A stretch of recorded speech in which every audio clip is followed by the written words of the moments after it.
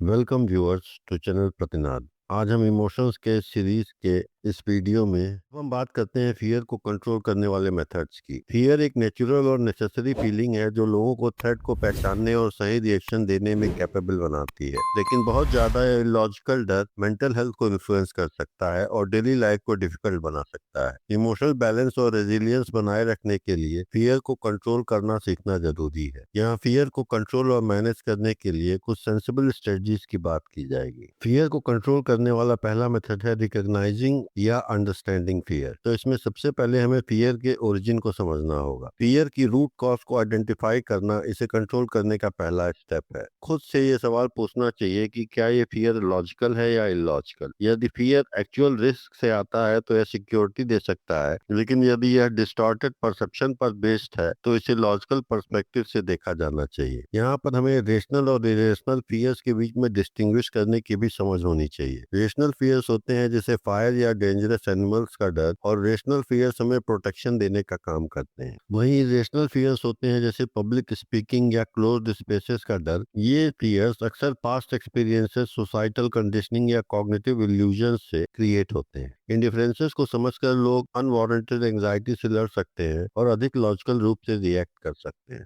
Fear को control करने वाला दूसरा मेथड है कॉग्निटिव स्ट्रेटजी। इसमें हम कॉग्निटिव रिफ्रेमिंग या पर्सपेक्टिव को चेंज कर सकते हैं। निगेटिव थॉट्स को चैलेंज करना चाहिए और उन्हें रियलिस्टिक पॉजिटिव एफर्मेशंस के साथ बदलना चाहिए। एग्जाम्पल के लिए, मैं फेल हो जाऊंगा और एम्बेरस हो जाऊंगा, इसके बजाय हम ऐसा सोच सकते हैं कि मैं तैयार हूं और मैं अपना बेस्ट दूंगा। दूसरी कॉग्निटिव स्ट्रेटजी है एक्सपोजर थेरेपी या ग्रेजुअल डिसेंसिटाइजेशन। फियर को अवॉइड करने के बजाय धीरे धीरे फेस करना सहन शक्ति या टॉलरेंस कैपेसिटी को बढ़ाने में मदद करता है। एग्जाम्पल के लिए, हाइट से डरने वाला व्यक्ति पहले टॉल बिल्डिंग की इमेजेस देखता है, फिर लो बालकनी पर खड़ा हो सकता है और फाइनली हाई लोकेशंस पर जाने की कोशिश कर सकता है। तो स्टेप बाय स्टेप हम फियर की इंटेंसिटी को बढ़ाते हैं और ग्रेजुअली उसका फियर कम होता है। तीसरी कॉग्निटिव स्ट्रेटजी है विजुअलाइजेशन और mental rehearsal. Fear inducing situation को सक्सेसफुली हैंडल करने की कल्पना करें। एग्जाम्पल के लिए, पब्लिक स्पीकिंग से डरने वाला व्यक्ति अपने दिमाग में खुद को कॉन्फिडेंस के साथ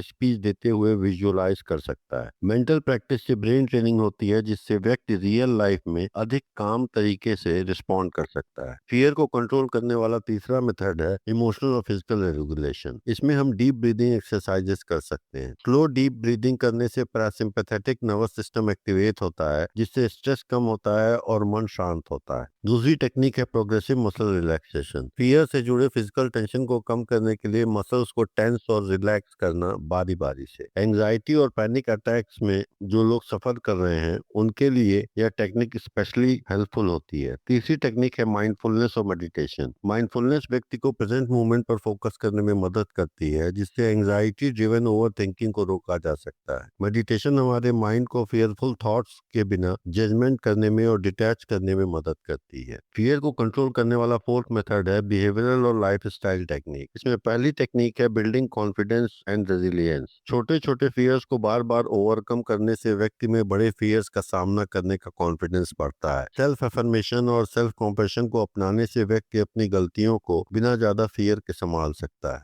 दूसरी चीज है सोशल सपोर्ट। अपने फियर्स को ट्रस्टेड फ्रेंड्स, फैमिली या थेरेपिस्ट के साथ शेयर करने से उनकी इंटेंसिटी कम होती है। अपने से रिलेटेड फियर वाले सपोर्ट ग्रुप में शामिल होने से व्यक्ति को एहसास होता है कि वह अपने फियर्स में अकेला नहीं है। तीसरी चीज है maintaining a healthy life style. Regular exercise, balance diet और पर्याप्त नींद ब्रेन फंक्शन और इमोशनल स्टेबिलिटी को सपोर्ट करते हैं। कैफीन और अल्कोहल के अधिक सेवन से बचने से एंजाइटी या फियर को कंट्रोल किया जा सकता है। फियर को कंट्रोल करने वाला फिफ्थ मेथड है प्रोफेशनल इंटरवेंशन। इसमें कॉग्निटिव बिहेवियरल थेरेपी यानी सीबीटी बहुत इंपॉर्टेंट है। सीबीटी व्यक्ति को फियर से जुड़े नेगेटिव थॉट पैटर्न्स को आइडेंटिफाई करने, उन्हें चैलेंज करने और फिर चेंज करने में मदद करता है। यह फोबियाज, एंजाइटी डिसऑर्डर और पीटीएसडी में इफेक्टिव वे से यूज किया जाता है। दूसरा, एक्सपोजर थेरेपी। फियर ट्रिगर्स के कंट्रोल्ड एक्सपोजर से व्यक्ति डर के लिए सेंसिटिविटी कम कर सकता है। धीरे धीरे एक्सपोजर से फियर का इफेक्ट कम होने लगता है। मेडिकेशन। कुछ एक्सट्रीम केसेस में एंटी एंजाइटी ड्रग या beta blocker medications professional guidance में दी जा सकती है। तो फियर एक नेचुरल इमोशन है और इसका का एक मेन फंक्शन है हमें सेफ रखना। जो लोग इसके कारणों को समझते हैं, कॉग्निटिव टेक्निक्स का यूज करते हैं, रिलैक्सेशन टेक्निक्स को अपनाते हैं और रेजिलियंस डेवलप करते हैं, वे फियर को इफेक्टिव वे में कंट्रोल कर सकते हैं। फियर को ओवरकम करने के लिए करेज, पेशेंस और धीरे धीरे एक्सपोजर की जरूरत होती है। सही माइंडसेट और कोपिंग स्ट्रेटजीज के साथ फियर एक हर्डल बनने के बजाय ग्रोथ और सेल्फ एम्पावरमेंट का अपॉर्चुनिटी बन सकता है। Thank you viewers for watching channel प्रतिनाद।